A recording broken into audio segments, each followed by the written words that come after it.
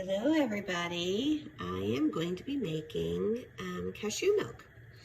And what I'm doing is I have a cup of cashews that I soaked in 2 cups of water for about 4 hours.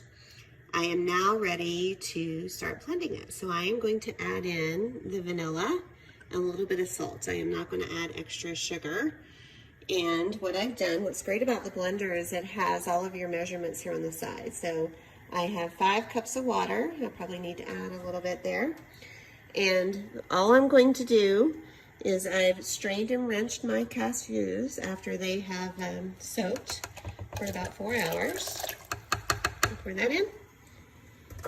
I'm going to put in my vanilla. I love these little cups. They just make me happy. And I'm going to put in just a little bit of the salt. Now I'm going to, and I'm doing this all one-handed because I'm filming at the same time. I'm going to turn my blender on, and it's going to tell me that my lid is not closed. So once I close the lid, it's going to tell me what I want to do. All I'm going to do is I'm going to turn the wheel to alt milk. This is going to take about 5 minutes, and I'm going to hit start.